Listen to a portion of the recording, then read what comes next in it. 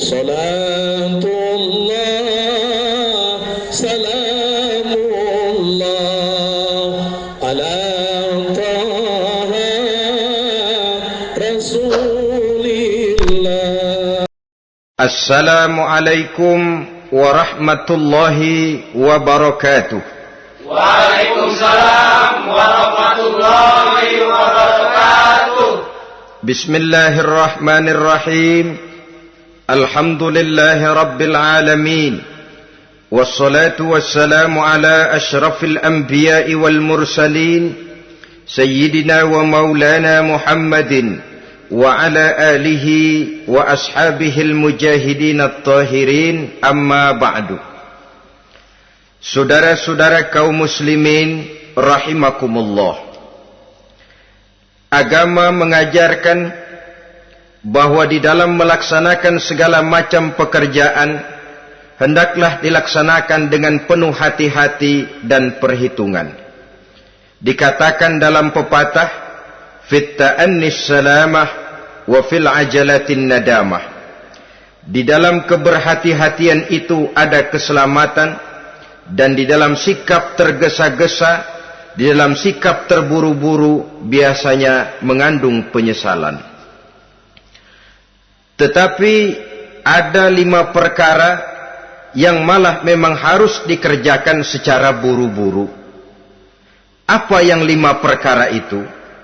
Pertama, mengubur jenazah. Tidak baik kalau jenazah itu disemayamkan sampai 2-3 hari di rumah. Dan yang lebih baik mengubur jenazah itu adalah di tempat di mana dia meninggal. Contohnya adalah baginda Nabi. Beliau kelahiran Mekah, beliau wafat di Madinah, maka di Madinah itulah beliau dimakamkan dan bukan di kota Mekah. Karena prinsipnya agama menginginkan kemudahan dan tidak menginginkan kesukaran. Hal kedua yang harus dikerjakan dengan segera ialah mengawinkan anak perempuan. Apabila kita mempunyai anak perempuan, sudah sampai usianya untuk memasuki ambang pintu pernikahan, dan dia sudah minta untuk dinikahkan, maka segeralah orang tua menikahkannya atau mengawinkannya. Sebab biasanya anak perempuan, apalagi di zaman sekarang, kalau tidak segera dikawinkan oleh orang tuanya, dikhawatirkan dia akan kawin sendiri. Dan itu tentu akhirnya akan merepotkan kedua orang tuanya. Hal ketiga yang harus dikerjakan dengan segera dan buru-buru ialah membayar hutang. Apabila kita sudah berhutang kepada seseorang dan sudah ada uang untuk membayarnya, bersegeralah untuk membayar. Sebab kalau ditunda besok, lusa atau hari minggu depan, dikhawatirkan uangnya akan terpakai untuk kepentingan-kepentingan yang lain, dan hutang akan tetap tinggal hutang, tidak pernah terbayar adanya. Hal keempat yang harus disegerakan ialah menghidangkan makanan untuk orang musafir yang kebetulan menjadi tamu di rumah kita. Dan hal yang kelima yang harus dilakukan dengan buru-buru, dengan segera, bertaubat apabila mengerjakan perbuatan dosa. Hal kelima inilah yang akan kita bicarakan pada pertemuan kita kali ini, yaitu tentang taubat kepada Allah Subhanahu wa ta'ala. Taubat berasal dari kata-kata taba yatubu, yang isim masdarnya adalah taubatan. Artinya sama dengan roja'a yarji'u, ada ya'udu, pulang atau kembali. Bertobat maksudnya kembali dari yang dilarang oleh Allah. Kalau dalam perjalanan hidup ini kita suka menerjang larangan-larangan Allah, melaksanakan apa-apa yang dilarang olehnya, maka taubat artinya meninggalkan larangan-larangan itu dan kembali kepada apa yang diperintah oleh Allah Subhanahu wa ta'ala. Kenapa taubat ini harus disegerakan? Karena makhluk bernama manusia ini sulit melepaskan diri dari dosa dan salah.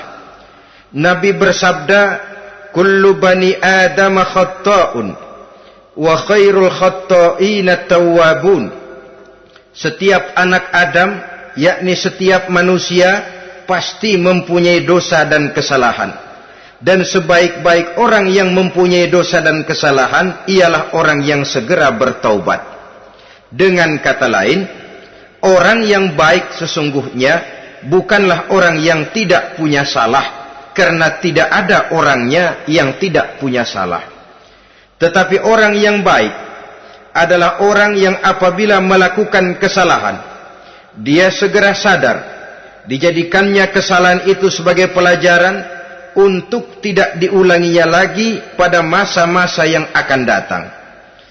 Inilah yang digambarkan oleh Allah Subhanahu wa taala dalam surah Ali Imran ayat 135. Walladzina iza fa'alu fahishatan, dan orang-orang yang apabila mereka terjatuh ke dalam perbuatan dosa, au zalamu anfusahum, atau berbuat zalim kepada diri mereka sendiri, dzakarullaha fastaghfaru lidzunubihim, mereka segera ingat kepada Allah dan memohon ampun terhadap dosa yang pernah mereka kerjakan. Saudara-saudara kaum muslimin rahimakumullah, sejak awalnya iblis memang sudah memproklamirkan diri di hadapan Allah Subhanahu wa taala. Apa kata iblis? Ya Rabbi wa izzatika la azalu aghwi bani Adama ma damat arwahuhum fi ajsadihim. Ya Allah, demi kemuliaan-Mu saya bersumpah, kata iblis, saya akan selalu memperdayakan anak-anak Adam. Saya akan selalu menggoda manusia selama ruh mereka masih ada di dalam jasad mereka. Jadi selama ruh masih ada di dalam jasad, selama itulah iblis akan selalu berusaha menggelincirkan manusia untuk jatuh ke tempat salah dan ke tempat-tempat dosa. Tetapi kemudian Allah juga memberikan jaminan. Allah menjawab proklamasi iblis ini, wa izzati wa jalali ya mal'un la azalu aghfiru lahum mastaghfaru. Demi kehormatanku, demi kemuliaanku, hai mal'un, hai yang terkutuk, hai iblis, kalaupun engkau selalu memperdayakan manusia, kalaupun engkau selalu menipu dan menggoda mereka sepanjang ruh mereka masih ada di dalam jasad, aku akan senantiasa memberikan ampun kepada mereka sepanjang mereka memohonkan ampun kepadaku. Inilah jaminan dari Allah Subhanahu wa ta'ala. Saudara-saudara kaum muslimin rahimakumullah, oleh karenanya apabila kita berbicara tentang taubat, artinya kita berbicara tentang tingkah laku kita dalam kehidupan sehari-hari. Apa yang harus kita lakukan untuk sempurnanya satu taubat? Pertama, menyesal terhadap dosa yang pernah kita lakukan. Kadang-kadang ada juga orang bertaubat, tapi bukan nyesal terhadap dosa yang dia kerjakan, malah puas katanya. Dia ngomong sama teman-temannya, saya dulu zaman muda sudah kenyang judi, kenyang zina, kenyang mabuk-mabukan, sudah puas. Sekarang tinggal benernya saja, saya sudah taubat. Taubatnya sih bagus, tapi puasnya itu yang jelek. Kenapa harus dikatakan puas? Bukan puas, menyesal. Menyesal saya dulu. Kenapa hanyut terjebak dosa? Kenapa tenggelam di meja judi? Kenapa tenggelam di minum-minuman keras? Kenapa hanyut kepada perbuatan munkar dan maksiat? Saya menyesal sekali. Menyesal diperintah dan bukan malah puas. Dari rasa menyesal ini nanti timbul hal yang kedua, yaitu berniat tidak akan mengulangi lagi perbuatan dosa. Kalau menyesal tapi masih diulangi lagi, itu belum taubat yang sebenarnya. Saya kapok, menyesal, tidak mau minum minuman keras lagi. Besok tidak ada minuman keras, malah pusing, nyari kesana kemari. Itu belum taubat yang sebenarnya. Jadi setelah menyesal, berniat tidak akan mengulangi lagi perbuatan dosa itu. Kalau menyesal tapi masih diulanginya lagi, itu sama saja dengan main-main. Saudara-saudara kaum muslimin rahimakumullah, barangkali itu yang orang namakan dengan taubat sambal namanya. Kita kalau makan nasi pakai sambal, pedesnya bukan main, repot, marah, ngomel. Gila, sambal pedes bukan main, taubat sama sambal. Tobat sama sambal katanya. Tapi 2-3 hari kemudian dia makan lagi, nggak ada sambal, nyari. Kemarin sudah taubat, 2 hari kemudian malah nyari. Ini bukan taubat yang sebenarnya. Penyesalannya tidak diiringi dengan berniat untuk tidak mengulangi perbuatan dosa itu selama-lamanya. Saudara hadirin, kita sudah taubat, tidak mau lagi minum minuman keras. Datang teman, minum ya? Enggak mau. Kenapa? Saya sudah taubat. Yang benar, benar. Kalau dibayarin, udah. Jadi rupanya taubatnya itu cuma karena nggak ada yang bayarin. Begitu datang yang bayarin, berangkat lagi. Itu belum lagi merupakan taubat yang sebenarnya. Begitu juga kita taubat dari meja judi. Pada waktu sudah buras, bangkrut, habis-habisan, mungkin menyesal, mungkin bertaubat. Inilah akibatnya judi, rumah tangga berantakan, harta buras, anak terlantar, uang tidak ada. Taubat, saya tidak mau lagi-lagi tenggelam di meja judi. Pada saat kondisinya bangkrut, itu yang diucapkan. Tapi 2-3 hari, 4-3 minggu, 1 bulan kemudian rezekinya banyak, makmur lagi, usahanya maju lagi, lupa lagi dia kepada ucapan sebelumnya, akhirnya sedikit demi sedikit tenggelam kembali di meja judi. Ini pun belum merupakan taubat yang sebenarnya. Jadi untuk sempurnanya taubat, yang pertama menyesal terhadap dosa yang telah dilakukan, yang kedua berjanji tidak akan mengulangi lagi, kemudian yang ketiga meninggalkan perbuatan jahat itu untuk selama-lamanya. Dengan kata lain, kalau memang taubat tidak mau minum lagi, talak 3 itu minuman keras. Kalau memang niat tidak akan berjudi lagi, talak 3 itu segala macam bentuk perjudian, meninggalkan perbuatan jahat. Yang keempat, menunaikan semua fardu dan kewajiban. Sebab barangkali pada saat kita tenggelam dalam dosa, perintah-perintah Allah, jangankan yang sunnah, yang wajib saja sering kita lalaikan. Maka apabila diri telah berniat melaksanakan taubat, maka tunaikan semua kewajiban yang disyariatkan oleh agama kepada kita.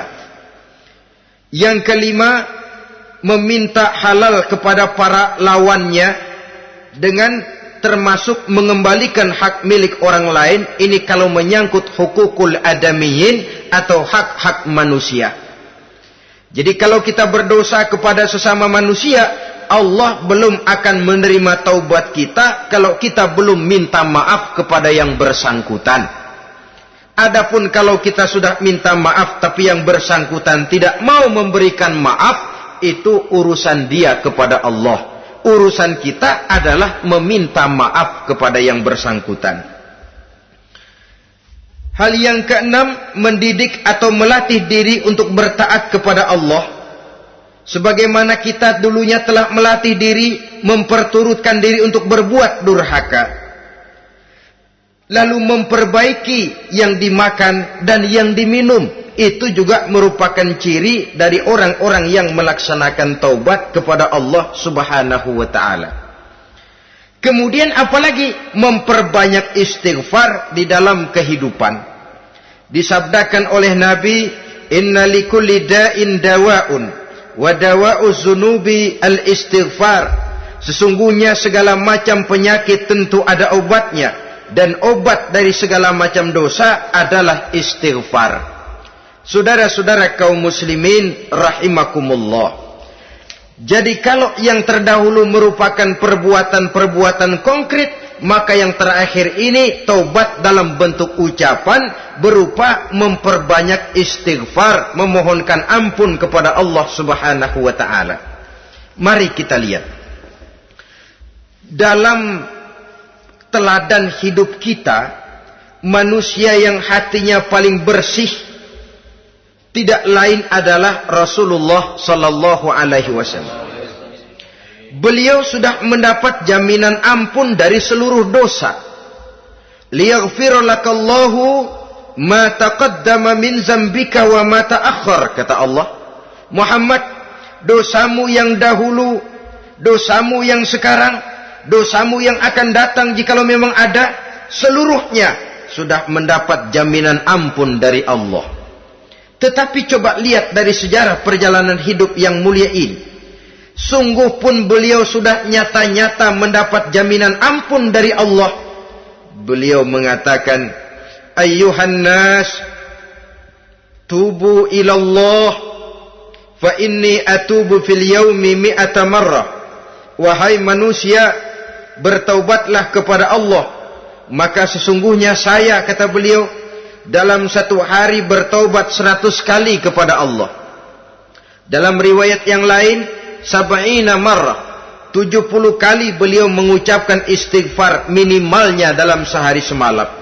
Orang yang sudah nyata-nyata mendapat jaminan ampun dari Allah ini, satu hari satu malam istighfarnya minimal 70 kali. Apatah lagi kita yang nyata-nyata belum mendapat jaminan ampun dari Allah.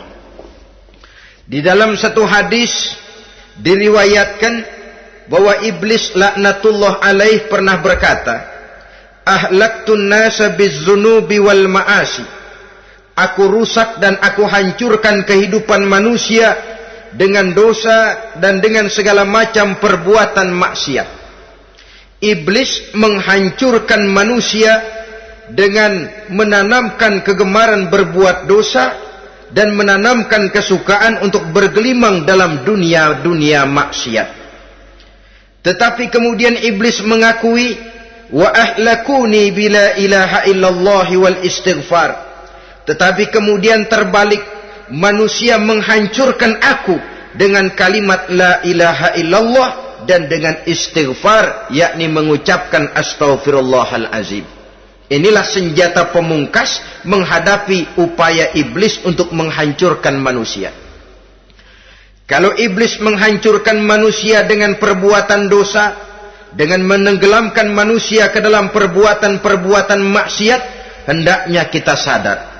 Pada saat kita terdorong untuk melakukan perbuatan dosa, kita lalu sadar, inilah perangkap iblis untuk membinasakan saya. Pada saat kita terjebak ke dalam perbuatan maksiat dan munkarat, ingatlah baik-baik, inilah perangkap iblis untuk merusak dan membinasakan saya. Maka hancurkan perangkap iblis, hancurkan tipu daya dan usaha iblis itu dengan apa? Dengan kalimat la ilaha illallah dan dengan memperbanyak istighfar. Falamma ra'aitu dzalik, ketika aku lihat hal itu, kata iblis, mereka hancurkan kita dengan dosa dan maksiat, dan kita hancurkan mereka dengan la ilaha illallah dan istighfar. Diamkah iblis? Puaskah iblis? Ternyata tidak. Apabila aku lihat usaha manusia itu, ahlaktuhum bil huda, ahlaktuhum bil hawa, wahum yahsabuna annahum muhtadun. Apabila mereka hancurkan aku dengan la ilaha illallah dan istighfar, maka aku kembali menghancurkan mereka dengan mempergunakan hawa nafsu, sehingga mereka menyangka bahwa mereka adalah orang-orang yang mendapat petunjuk. Ditanamkan dalam diri kita perasaan bahwa kitalah orang yang paling benar. Itu pun tipu daya iblis. Maka orang pintar itu baik, tapi merasa pintar itu jelek. Orang benar itu bagus, tapi merasa benar itu tidak baik. Karena biasanya orang kalau sudah merasa benar, lalu cenderung untuk menganggap orang lain tidak benar. Kalau sudah begitu, dia akan mengklaim diri, sayalah orang yang paling benar, yang lain tidak benar semuanya. Itu termasuk perangkap iblis juga setelah kita gempur mereka dengan kalimat tahlil dan dengan kalimat istighfar. Saudara-saudara kaum muslimin rahimakumullah, Allah Maha Pengasih dan Maha Penyayang. Ia akan mengampunkan perbuatan yang bersifat salah dari manusia. Hanya manusia saja yang kadang-kadang bodoh, tidak mau mengampuni dan memaafkan dirinya sendiri, dengan membiarkan dirinya terseret berlarut-larut dalam dosa tanpa keinginan untuk bertaubat. Sepanjang nafas belum sampai di tenggorokan, sepanjang matahari masih terbit di sebelah timur dan terbenam di sebelah barat, sepanjang itu Allah masih akan menerima taubat seorang hamba. Innallaha yaqbalu taubatal abdi ma lam yugharghir. Allah akan senantiasa menerima taubat seorang hamba sebelum nafasnya sampai di tenggorokan. Apabila nafas sudah sampai di tenggorokan, maka taubat sudah terlambat adanya. Lalu yang konkret di dalam kehidupan ini, apa ciri-ciri dari orang yang melaksanakan taubat itu? Seorang ahli hikmah berkata, pertama, orang yang taubat itu kelihatan bahwa dalam kehidupan ini dia mampu menjaga lidahnya dari ucapan yang berlebih-lebihan, dari ucapan yang tidak ada manfaatnya, dari ucapan yang mengandung dosa, namimah, mengadu domba, dan ucapan-ucapan yang merugikan orang lain. Orang yang taubat kelihatan dari lidahnya. Ini yang konkret. Yang kedua, orang yang taubat itu cirinya tidak ada lagi rasa dengki di hatinya. Tidak ada keinginan untuk membenci dan memusuhi orang lain. Kenapa? Dia sudah sibuk memikirkan kekurangan dirinya sendiri, sehingga tidak ada waktu lagi untuk mengorek-ngorek, mencari-cari aib dan kekurangan pada diri orang lain. Ini makna ucapan Nabi, tuba liman syaghalahu aibuhu an uyubin nas. Beruntunglah orang yang kekurangan pada dirinya menyebabkan dia cukup sibuk sehingga tidak sempat mencari-cari dan mengorek-ngorek aib dan kekurangan orang lain. Berbeda dengan orang yang masih jauh dari sikap taubat, selalu berusaha mencari dan mengorek-ngorek kekurangan orang lain, sementara aib dan kekurangan dirinya diumpetin. Ini namanya ilmu kancil. Orang lain disorotin, dia ngaling, ngumpet. Kerjaannya apa? Monten orang lain saja. Dia sendiri tidak mau diponten dan tidak mau memonten dirinya. Akibatnya apa? Sikap introspeksi tidak ada. Sikap mawas diri hilang. Sikap melihat, bercermin terhadap pribadinya sendiri hilang. Yang ada cuma menilai orang lain saja. Jadi adapun orang yang sudah bertaubat ini, di hatinya tidak ada dengki. Melihat orang lain mendapat nikmat, alhamdulillah, dia ikut bersyukur. Lain dengan orang yang jauh dari taubat. Tetangganya dapat nikmat, dia meriang. Tidak senang hatinya melihat orang lain senang. Orang melarat malah tepuk tangan. Saudara hadirin yang saya muliakan, orang yang semacam ini pada hakikatnya selalu disiksa oleh perasaannya sendiri. Kalau tetangganya yang kaya, ditanya kemana dukunnya. Tapi kalau tetangganya jatuh melarat, dia tepuk tangan, gembira bukan main. Lain dengan orang yang sudah bertobat, hasud itu hilang dari dirinya. So hasud inilah yang akan memakan kebaikan yang kita kerjakan. Kata Nabi, hasud itu bisa memakan kebajikan seperti api memakan kayu bakar. Allahu Akbar. Puasa kita, zakat kita, sholat kita, habis keropos dimakan oleh sifat hasud. Tidak terasa, tapi begitu kita punya sifat dengki kepada orang lain, maka sholat kita dimakan oleh dengki tadi, puasa kita dimakan oleh dengki tadi, segala macam kebaikan yang kita kerjakan dimakan oleh si dengki tadi, seperti api memakan kayu bakar, cepat sekali. Itulah sebabnya bagaimanapun banyak kebaikan yang sudah kita kerjakan, jangan bangga dan jangan lalai. Sebaliknya, bagaimanapun besar dosa dan kesalahan yang pernah kita lakukan, jangan putus asa dari rahmatnya Allah Subhanahu wa ta'ala. Jadi yang kedua, ciri orang yang bertaubat, di hatinya tidak ada dengki dan tidak ada rasa ingin memusuhi orang lain. Dia berhadapan dengan setiap orang dengan modal husnuzon, baik sangka kepada Allah. Tidak a priori. Kadang-kadang ada orang ketemu saja baru tapi sudah punya rasa jelek. Diperturutkannya suuzonnya. Yang ketiga, ciri orang bertaubat itu menjauhkan diri dari pergaul dengan orang-orang jahat. Sebab kita tahu bahwa pergaulan sangat besar pengaruhnya dalam ikut membentuk kepribadian manusia.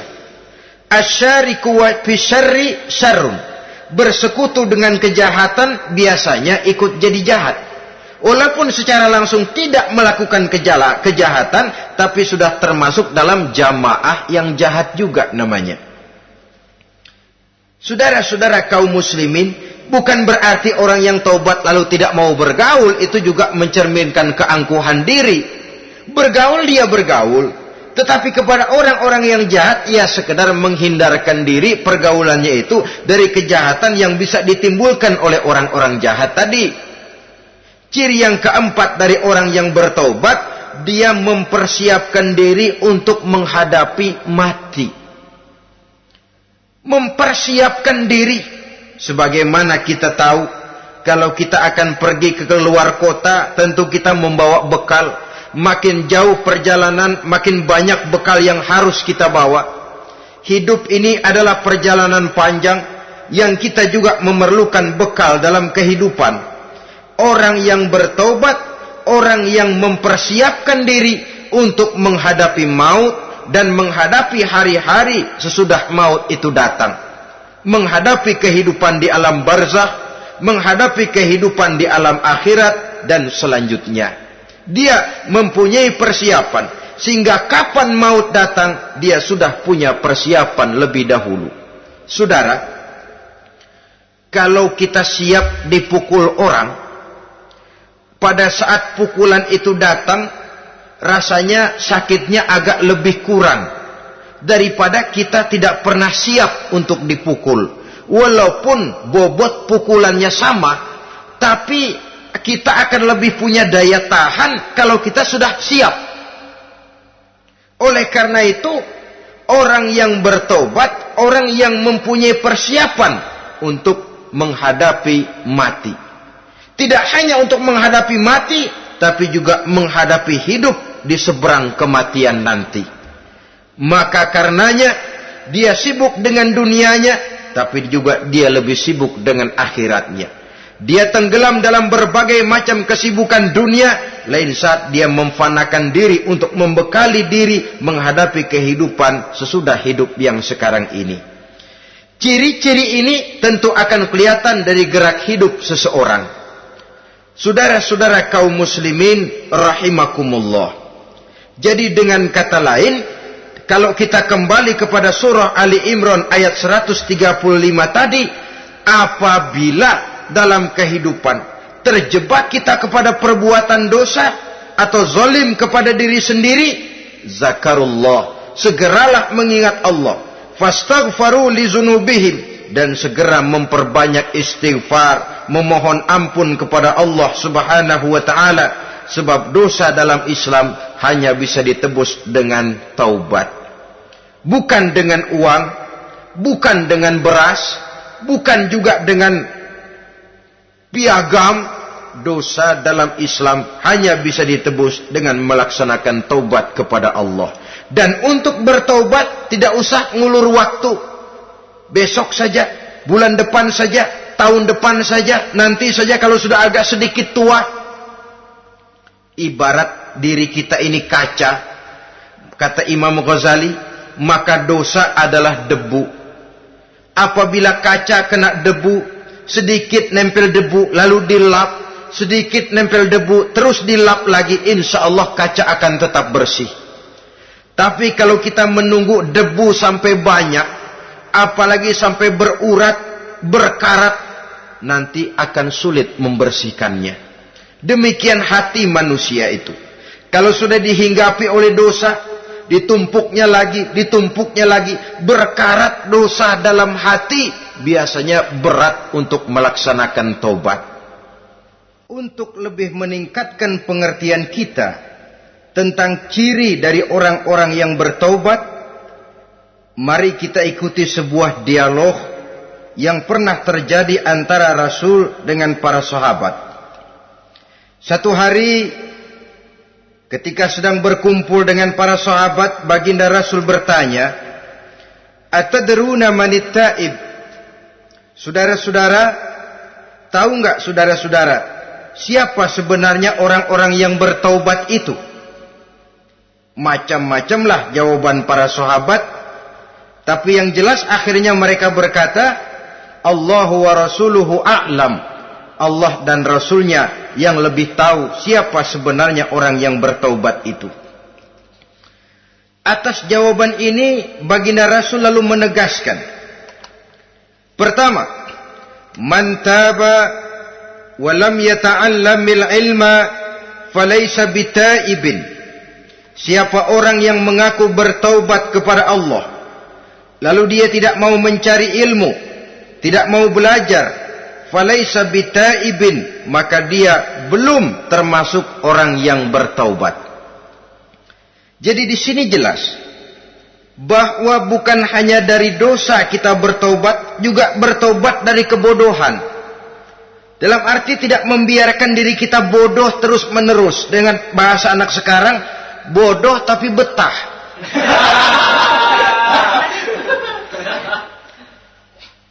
Orang yang mengaku bertaubat tapi tidak menggali ilmu, tidak mau belajar, tidak mau mencari ilmu, tidak hadir di mana majelis taklim, belum dianggap taubat yang sebenarnya.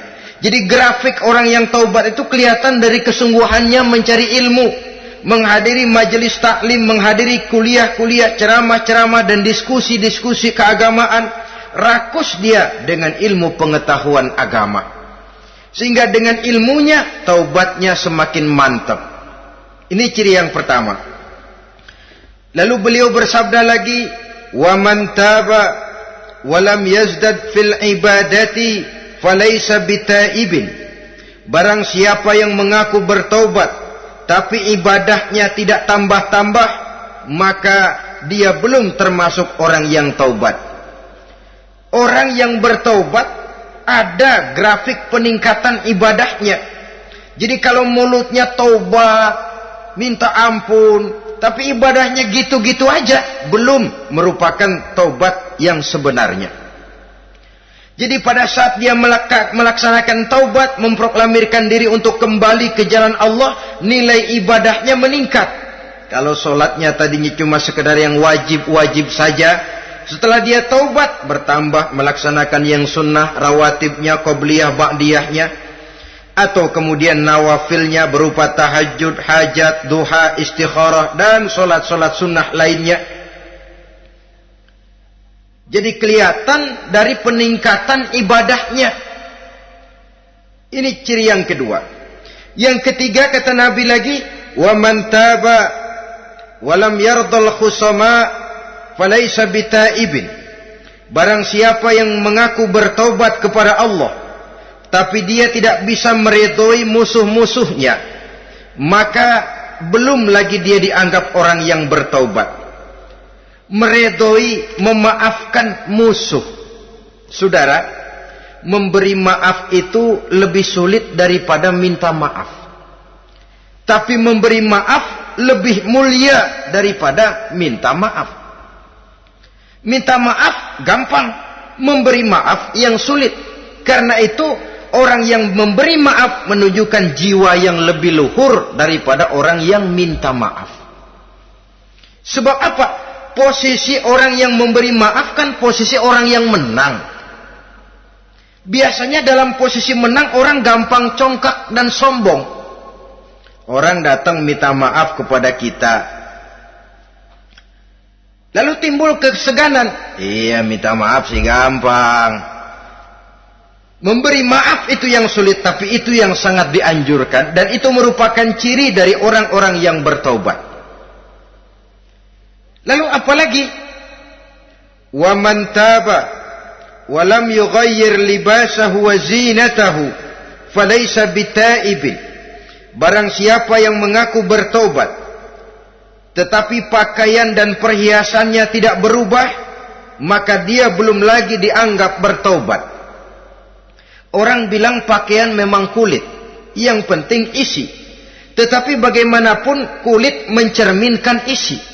Dari pakaian kita bisa mengkaji kepribadian seseorang. Saya berpendapat bahwa pakaian penting, kulit juga penting. Kulit penting, isi penting. Kulit tanpa isi tidak ada artinya. Isi tanpa kulit juga meragukan orang. Wah, yang penting kan isinya, kulitnya gimana saja. Saya mau tanya, saudara dapat duren di jalanan, isi aja nggak ada kulitnya. Kira-kira dimakan nggak duren itu? Paling kurang akan menimbulkan keraguan. Jangan-jangan sudah dicampur racun ini.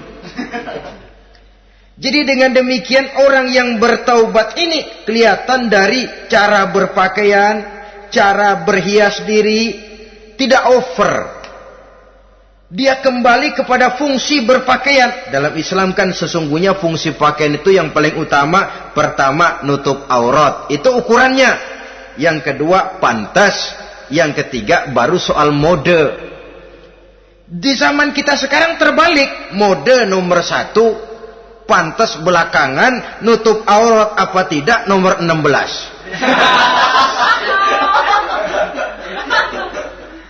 Kalau sudah mode, kita kekira kekurangan pertimbangan. Ini buat saya pantas apa tidak? Ini menutup aurat apa tidak? Kita balik. Padahal fungsi berpakaian dalam Islam tujuan utamanya pertama nutup aurat. Biar modenya mutaakhir ciptaan Pierre Cardin sekalipun, kalau memang tidak nutup aurat, ya hukumnya masih belum berpakaian. Atau juga ukuran yang kedua, pantas. Yang orang lain pantas kita pakai, belum tentu kita pantas. Kita kadang-kadang kehilangan pertimbangan. Lihat iklan bintang film memakai pakaian yang begini bagus, lalu kita pakai saja. Ya tentu namanya bintang film. Kadang-kadang pakaian untuk show dipakai buat kondangan. Akhirnya habis sekampung orang nonton dia. Ya nggak pantas toh, nggak wajar. Saudara hadirin yang saya muliakan, orang yang bertobat kelihatan dari pakaian dan perhiasannya. Kalau sudah memakai perhiasan, ya sekedarnya saja. Tidak lalu dengan niat supaya orang tonton, supaya orang lihat, supaya orang tahu dia kaya, supaya timbul decak kagum. Asal dia lihat orang lalu wah. Kalau sudah diwahi lalu senang. Saudara hadirin yang saya muliakan. Kemudian kata Nabi lagi, wa man taba wa lam yubaddil ashabahu falaysa bitaibin. Siapa yang mengaku bertaubat tapi pergaulannya dari itu ke itu saja, seperti itu juga tidak mengalami perubahan, maka dia belum lagi dianggap bertaubat. Kalau taubat kita dari judi, jangan bergaul lagi dengan penjudi. Dalam arti jangan berkumpul di majelis judi. Ah, saya sih udah tobat nggak main judi, tapi ngumpulnya di situ terus. Ya bagaimana? Pada akhirnya toh akan terseret juga. Saudara hadirin yang saya muliakan, jadi dengan demikian lingkungan juga sangat besar pengaruhnya dalam kriteria orang yang bertaubat. Selanjutnya Nabi bersabda, "Wa man taba walam yughayyir khuluquhu falaysa bitaibin."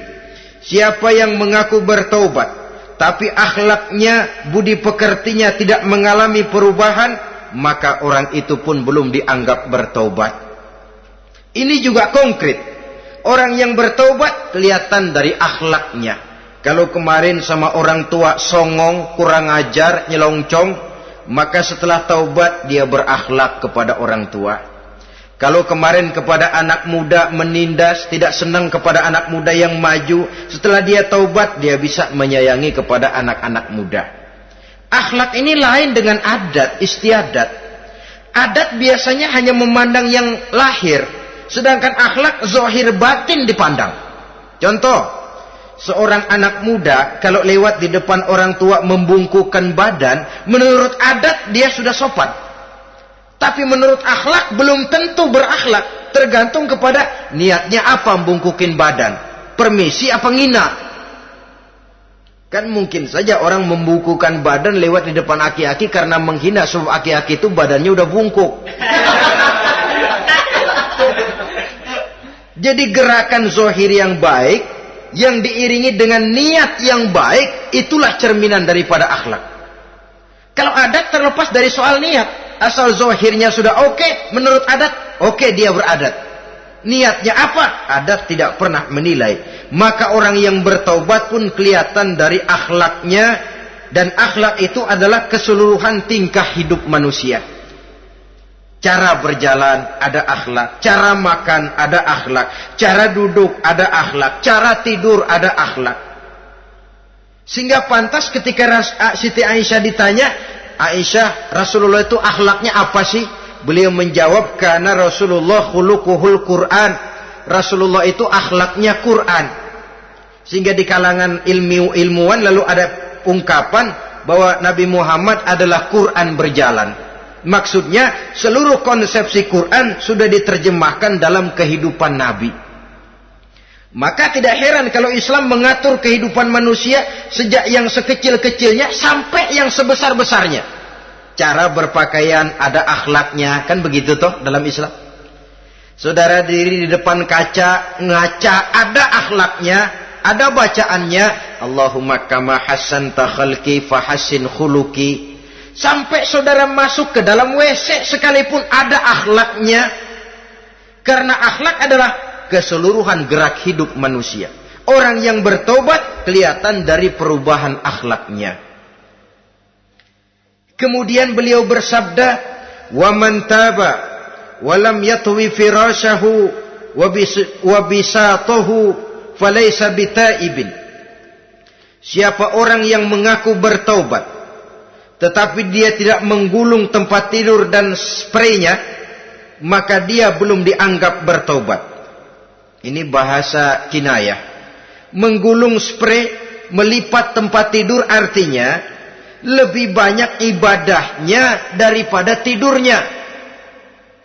Kalau ngaku taubat tapi sehari 24 jam, 22 jam tidur, cuma 2 jam ibadah, ya belum mencapai kriteria itu. Dengan kata lain, orang apabila sudah memproklamirkan diri untuk taubat, menyingsingkan lengan baju, melipat spray, menggulung tempat tidur.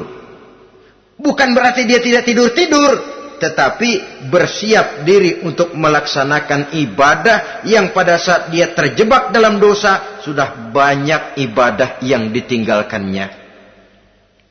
Saudara-saudara kaum muslimin rahimakumullah. Kemudian beliau bersabda pula, "Wa man taba wa lam yatasaddaq falaysa bitaibin." Barang siapa yang mengaku bertobat kemudian dia tidak menyedekahkan karunia yang diberikan Allah kepadanya, maka taubatnya belum lagi dianggap taubat yang sebenarnya. Faman istabana minal abdi hazihil khisal fahuwa taibun haqqa. Apabila nyata tanda-tanda ini pada diri seorang hamba, maka barulah taubatnya dinamakan taubat yang sebenarnya. Jadi untuk taubat itu ada 2 jalan yang bisa kita tempuh. Pertama, taubat dengan lisan, taubat dengan ucapan. Dalam artian apa? Memperbanyak istighfar. Istighfar yang mana? Yang mana yang mungkin saja. Kalau waktunya sempit ya istighfar yang pendek-pendek. Astaghfirullah, astaghfirullah, astaghfirullah. Mau yang lebih panjang, astaghfirullahalazim allazi la ilaha illa huwal hayyul qayyum wa atubu ilaih min jami'il ma'asi waz zunub la haula wala quwwata illa billahil aliyyil azim. Ada waktu yang lebih panjang lagi membaca sayyidul istighfar. Tiap kali berbuat jahat, tiap kali diiringi dengan istighfar. Nah, Ini yang bisa runtuh dengan istighfar ini dosa apa? Dosa yang ringan, dosa yang biasanya dilakukan oleh panca indera kita. Mata, ini dosa mata, insya Allah bisa runtuh dengan istighfar. Ngelihat yang haram, cepat nunduk, astagfirullah. Habis nunduk jangan ngeliatin lagi. Kadang-kadang ngelihat nunduk, istighfar, melotot lagi, istighfar lagi.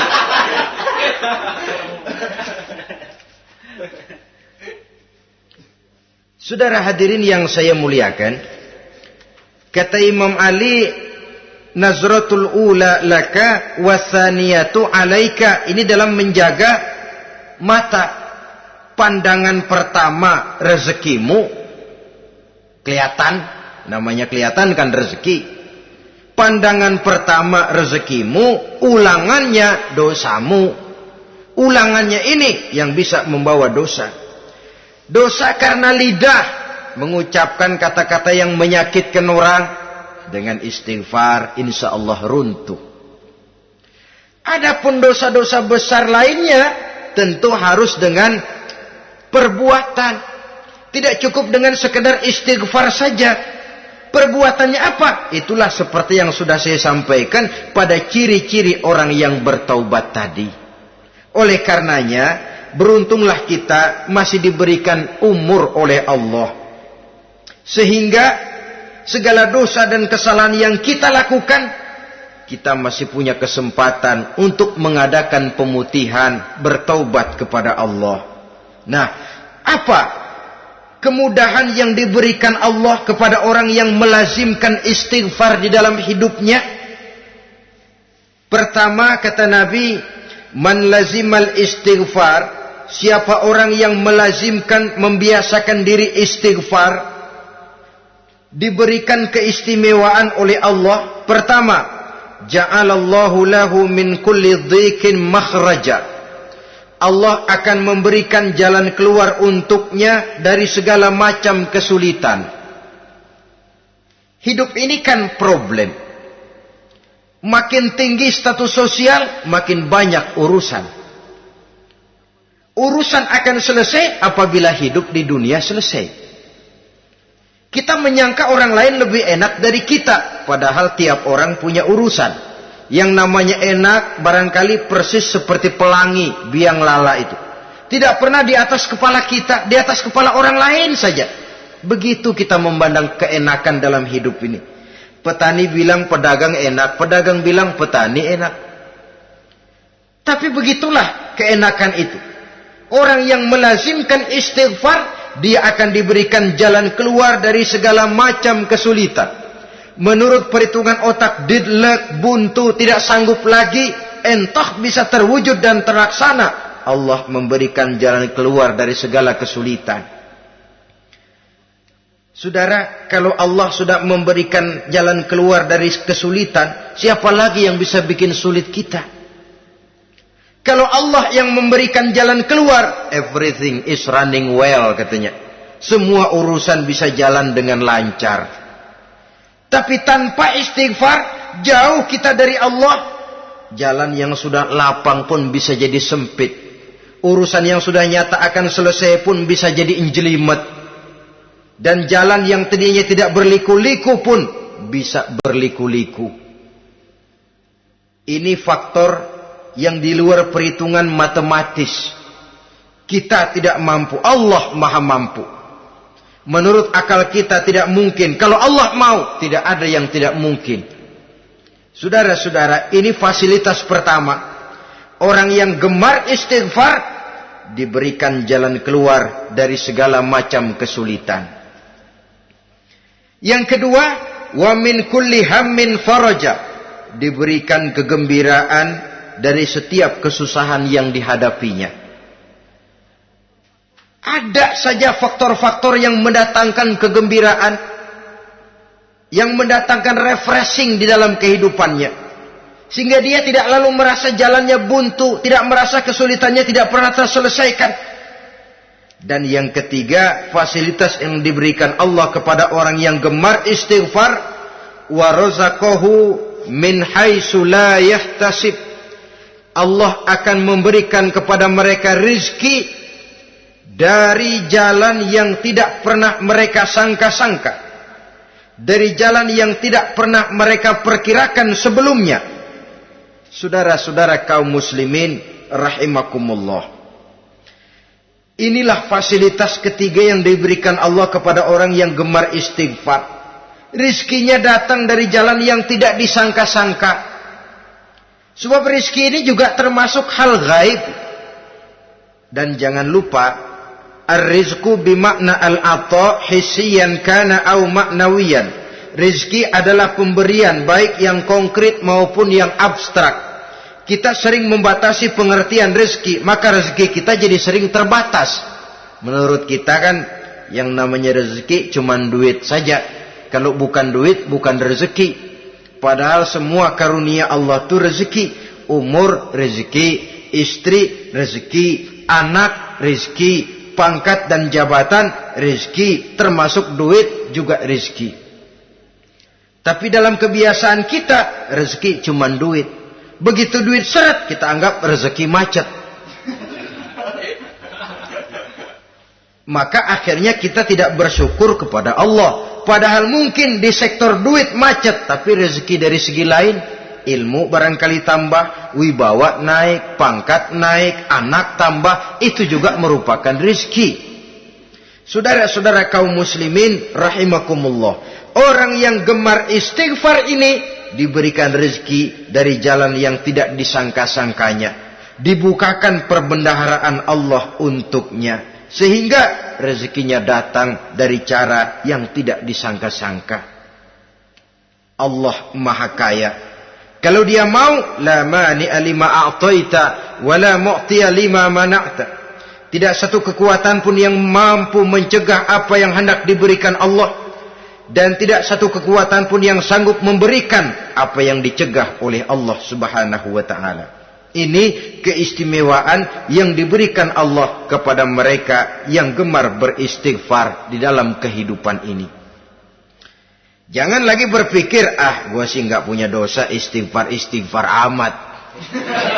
Sombong, saudara-saudara. Manusia itu lebih baik merasa banyak dosa daripada merasa tidak punya dosa. Tanda orang bahagia, kata Nabi, 4. Pertama, orang yang selalu ingat kepada kesalahan yang pernah dia lakukan. Itu orang bahagia. Selalu ingat kepada kesalahan yang pernah dilakukannya. Sehingga pada saat akan melakukan kesalahan yang baru, dia mikir-mikir. Dosa gue yang kemarin udah 3 keranjang, nih nambah lagi. Ingatannya terhadap kesalahan yang lalu akan merupakan langkah preventif yang mencegah dirinya untuk tidak menambah kesalahannya. Orang bahagia, orang yang selalu ingat kesalahan yang pernah dia lakukan, terbayang di pelupuk mata, bukan ngumpet-ngumpetin dosa. Sebab apa yang mau kita umpetin di hadapan Allah? Yang kedua, tanda orang bahagia itu orang yang selalu melupakan kebaikannya. Kalau dia berbuat baik, dia lupakan. Dia anggap dirinya belum pernah berbuat baik. Sehingga di mana ada kebaikan, dia tidak bisa ikut. Dia merasa sangat rugi. Sebab dia anggap dirinya belum pernah berbuat baik. Yang ketiga, tanda orang bahagia, dalam urusan dunia, dia lihat ke bawah. Sehingga timbul rasa syukurnya. Bahwa kalau dia sengsara, masih banyak yang lebih sengsara dari dia. Bahwa kalau dia miskin, masih jauh lebih banyak yang miskin dari dia. Bahwa kalau dia menemui kesulitan, masih banyak yang jauh lebih sulit dari dia. Dengan cara itu, jiwanya akan lapang, hidupnya akan tenang, dan dia tidak pernah ingkar kepada nikmat yang diberikan Allah. Sebaliknya yang keempat, tanda orang bahagia itu, dalam urusan akhirat dia lihat ke atas. Dunia, lihat yang bawah. Akhirat, lihat yang atas. Kalau dia bisa sholat, kenapa saya tidak? Kalau dia sanggup puasa, kenapa saya tidak? Kalau dia bisa baca Quran, kenapa saya tidak? Timbul panas, nyontoh ibadah, mendatangkan kebahagiaan. Rakus ibadah malah dianjurkan. Rakus dunia malah tercela. Nah, lawanannya orang celaka, saudara-saudara. Orang celaka juga tandanya 4 lawanan yang tadi itu. Pertama, orang yang selalu melupakan kesalahannya. Kalau berbuat dosa lupa, sok bersih. Alah, dosa gue mah dikit. Saudara hadirin yang saya muliakan, orang yang selalu melupakan kesalahan, menganggap dirinya bersih, akhirnya kalau ingin berbuat dosa nggak mikir-mikir, tidak ada lagi yang ditimbang-timbang. Selanjutnya, yang kedua, orang celaka itu orang yang selalu mengingat kebaikannya. Akhirnya apa? Timbul sifat nepuk dada, membanggakan jasa, lahirlah pahlawan-pahlawan kesiangan. Selalu membanggakan diri, nepuk dada. Kalau enggak saya, kalau enggak saya. Itu masjid, kalau enggak saya. Itu pesantren, kalau enggak saya. Itu umat, kalau enggak saya. Kalau enggak saya. Memangnya kalau enggak sampean kenapa? Orang yang celaka adalah orang yang selalu menghitung-hitung kebaikan yang pernah dikerjakannya. Keikhlasannya kurang. Makin dia hitung, makin kurang nilai pahalanya. Makanya kalau berbuat baik, ya anggap saja buang sampah, gak usah ditengok-tengok, gak usah diingat-ingat, dan gak usah mengharap orang yang kita tempat berbuat baik akan membalas kebaikan. Saudara hadirin yang saya muliakan, yang ketiga tanda orang celaka dalam urusan dunia, lihatnya ke atas, panasnya timbul. Syirik dan dengkinya naik, rakusnya jadi.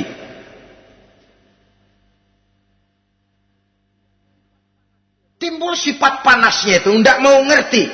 Kalau tetangga saya bisa beli kulkas, kenapa saya tidak? Kalau tetangga saya bisa beli motor, kenapa saya tidak? Kalau tetangga saya bisa beli mobil, kenapa saya tidak? Gaji nggak cukup, tuyul piara.